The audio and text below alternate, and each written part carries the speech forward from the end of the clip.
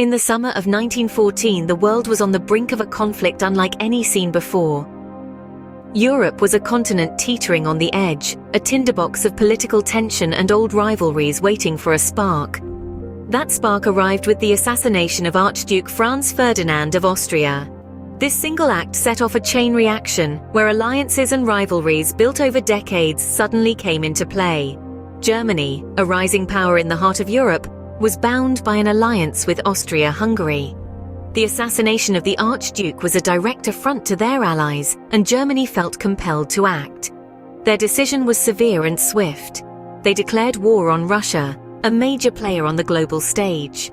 This marked the beginning of a series of events that would plunge the world into a brutal and devastating conflict.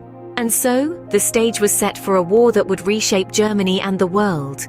As the war drums echoed across Europe, Germany mobilized its forces, ready to fight on multiple fronts. The German war machine was a force to be reckoned with. As the world watched, Germany rolled out its carefully crafted strategy, a plan known as the Schlieffen Plan. The strategy was simple and ambitious. Defeat France rapidly on the Western Front, and then pivot east to face Russia. This was predicated on the belief that Russia, with its vast territory and underdeveloped infrastructure, would take longer to mobilize its forces. Initially, the plan seemed to work. The German army, a well-oiled machine of precision and discipline, swept through Belgium like a storm. The Belgians, caught off guard and vastly outnumbered, fell swiftly. The German forces then marched into France, tasting early victories that fueled their momentum. But the tide of war is unpredictable and fickle. The German advance was halted at the Battle of the Marne. The French, with aid from the British Expeditionary Force, managed to stop the German onslaught in its tracks. This battle marked the end of the Schlieffen Plan's success and the beginning of trench warfare, a grueling and deadly stalemate that would characterize the Western Front for years to come. Life on the Western Front was a constant struggle. German soldiers faced not only the enemy's bullets and artillery, but also the hardships of trench life. They grappled with cold, wet conditions, a lack of food, and the constant threat of disease. The trenches were claustrophobic nightmares, filled with mud, rats, and the ever-present smell of death and decay. The German soldiers were not just fighting a physical war, they were also fighting a psychological one. The constant bombardment, the ever-present danger, the loss of comrades, all these factors took a toll on their mental health, leading to what we now recognize as post-traumatic stress disorder. Despite early victories, the war was far from over. The Western Front had become a brutal stalemate. The German war machine had awakened, but it was not invincible. It had to adapt and endure, just like the soldiers who manned its trenches. While soldiers fought on the front lines, German civilians were waging their own battles at home. In the face of the Great War, Germany was not only fighting on the borders, but also within its own boundaries. The British blockade, a strategic move designed to cripple Germany's war efforts, had a profound impact on the nation's civilians. The blockade restricted imports, leading to severe food shortages. The scarcity of food necessitated rationing, and German citizens found themselves struggling with hunger. But in these trying times, a new force emerged on the German home front: women. With their men away at war, women stepped into roles traditionally held by men. They became factory workers, farmers, and even took up jobs in public services. Their contribution was instrumental in keeping the wheels of the nation turning in the face of adversity. These women, in their own way, were soldiers too, fighting not with guns and bullets, but with tenacity and resilience. However, as the war continued with no end in sight, discontentment started to simmer among the populace. The long-drawn war, the food shortages, the loss of lives, all these factors began to stir social unrest. Strikes and protests sprouted across the nation, with people demanding an end to the war. The government, already grappling with the war effort, found itself dealing with a civilian population on the brink of revolt. The home front, intended to be a place of safety and refuge, had turned into a battleground.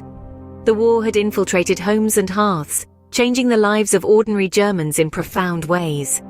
The spirit of the German people was tested, and they responded with resilience, courage, and an unyielding will to survive. As the war dragged on, the German home front was becoming a battleground of its own. By 1917, the winds of war were beginning to shift. The German war machine, once a formidable force, was starting to show signs of fatigue. The entry of the United States into the war in April that year was a significant blow to the Central Powers, particularly Germany. The Americans' industrial might, coupled with fresh troops, was a game-changer.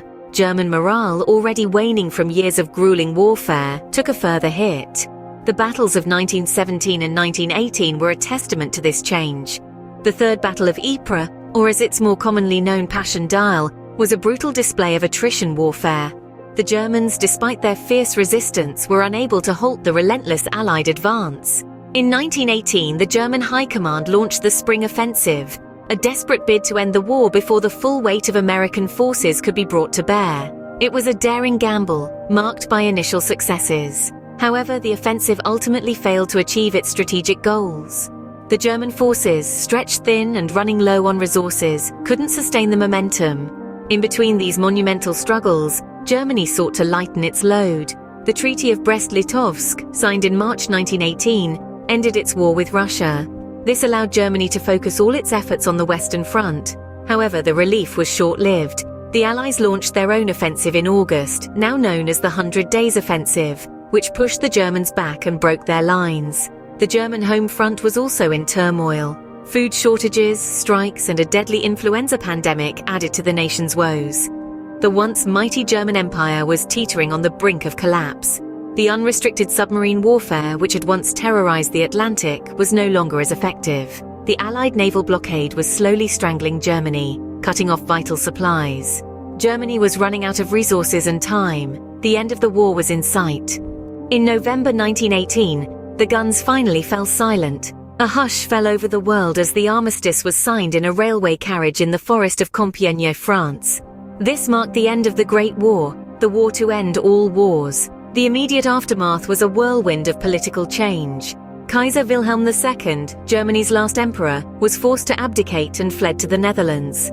In his place, the Weimar Republic was established, a democratic yet fragile government that inherited a nation in ruins.